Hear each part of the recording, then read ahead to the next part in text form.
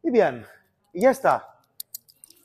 No soy piloto, se me va un poco de las manos, mejor que la coja alguien más experto.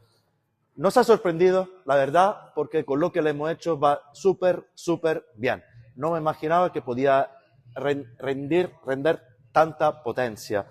Porque al final, ¿qué lleva? Voy a bajar un poco la música.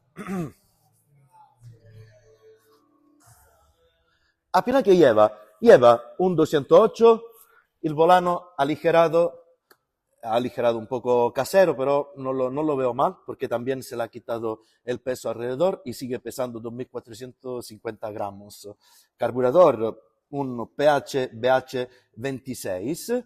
El escape es un JL, muy bueno. Láminas Malossi, se ha abierto la misión, lleva un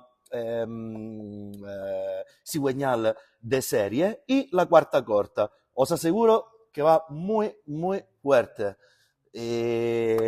Nuestro polígono es un área privada y entonces, bueno, a lo mejor puede acelerarlo un poco, pero es que anda muy fuerte. Yo tampoco soy un piloto que la domino con la rueda. Y la verdad que muy bien. Nos ha sorprendido mucho y anda una maravilla. Y ya está. Hasta el próximo proyecto. Chao.